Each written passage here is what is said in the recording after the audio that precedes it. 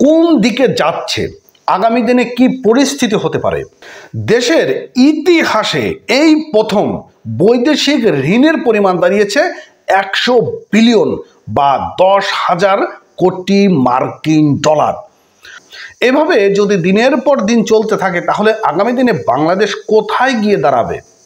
বন্ধুরা, আপনারা জানেন যে প্রত্যেকটা রাষ্ট্রই তারা বিভিন্ন রাষ্ট্র থেকে ঋণ নিয়ে থাকে, বিশেষ করে IMF থেকে ঋণ নিয়ে থাকে। কিন্তু এই ঋণের টাকা দিয়ে যেটা করে, উন্নয়ন খাত থেকে শুরু করে বিভিন্ন খাতে ব্যয় করা হয়, যেটা সাধারণ জনগণের বিভিন্ন পারপাস অর্থাৎ সাধারণ জনগণের উন্নয়নের কাজে ব্যবহার করা হয়।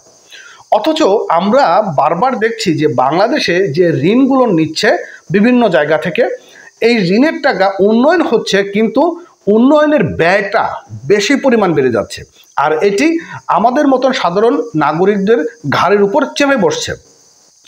তাছাড়াও আমাদের দেশ থেকে যে পরিমাণ অর্থ বিদেশে পাচার হচ্ছে, যেটাকে আমরা বলি মানি লন্ডারিং, যে পরিমাণ মানি লন্ডারিং হচ্ছে, এভাবে যদি দিনের পর দিন চলতে থাকে তাহলে আগামী দিনে বর্তমান যে অবস্থা হচ্ছে পাকিস্তান হয়ে যাবে। এবং এই যে আমরা দেখতে পাই যে বাংলাদেশের সাবেক ভূমিমন্ত্রী তিনি ইংল্যান্ডে 2টি বাড়ির বিক্রির একটি তফসিল ঘোষণা করেছিল। এই যে শুধু বাংলাদেশের যে ভূমিমন্ত্রী সেটাও না, বাংলাদেশের অনেক MP মন্ত্রী থেকে শুরু করে পুলিশের কিছু কর্মকর্তা কর্মচারী রয়েছেন যারা আমেরিকাতে বাড়ি করেছেন।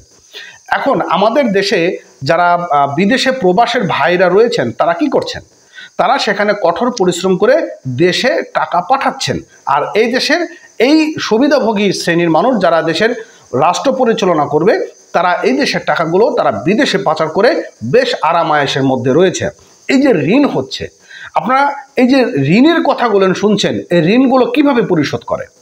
এই ঋণগুলো পরিশোধ করে আপনার আমার যারা সাধারণ মানুষ রয়েছে, সাধারণ মানুষের বিভিন্ন কর ট্যাক্স বিভিন্ন উপায়ে এই ঋণগুলো তারা নিয়ে শোধ করছেন, যেটা আমাদের মতন যারা অল্প আয়ের মানুষ রয়েছি তাদের জন্য একটি বড় ধরনের ইফেক্ট কিন্তু পড়ে। তো যাই হোক, ইত্তেফাক এরকম একটি নিউজ পাবলিশ করেছে।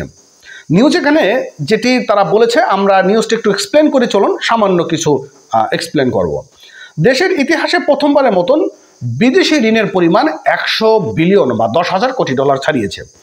বাংলাদেশ ব্যাংকের সর্বশেষ তথ্য অনুযায়ী 2023 সাল শেষ সামগ্রিক বিদেশি ঋণের পরিমাণ দাঁড়িয়েছে 100.6 বিলিয়ন ডলার এবং বাংলাদেশি মুদ্রায় অর্থাৎ প্রতি ডলার 110 টাকা করে ধরে। আর এই ঋণের পরিমাণ 11,07,040 কোটি টাকা। এইসব ঋণের 79% নিয়েছে সরকার এবং বাকি 21% ঋণ নিয়েছে বেসরকারি খাত থেকে। আর প্রতিবেদনে বলা হয়েছে যে 15 বছর আগে অর্থাৎ 2008 সাল শেষে ঋণের পরিমাণ ছিল 22 বিলিয়ন ডলারের কিছু বেশি, কিন্তু গত 15 বছরে দেশে বিদেশি ঋণ বেড়েছে 77.85 বিলিয়ন, প্রায় 342%। তাহলে কি পরিমাণ ঋণের পরিমাণ বাড়ছে।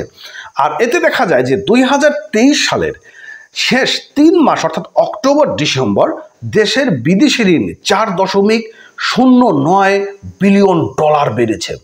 এই সময় সরকারের বিদেশি ঋণ বেড়েছে 4.42 বিলিয়ন ডলার এবং সরকারের বাড়লেও বেসরকারি খাতে বিদেশি ঋণ 33 কোটি ডলার কমেছে।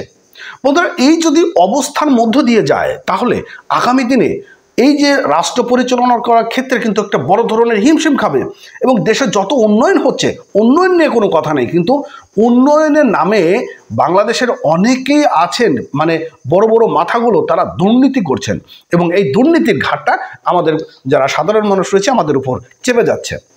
কি হতে পারে আগামী দিনে, বাংলাদেশ কোন দিকে যেতে পারে, কমেন্ট বক্সে জানিয়ে দেবেন। এতক্ষণ সঙ্গে থাকার জন্য ধন্যবাদ।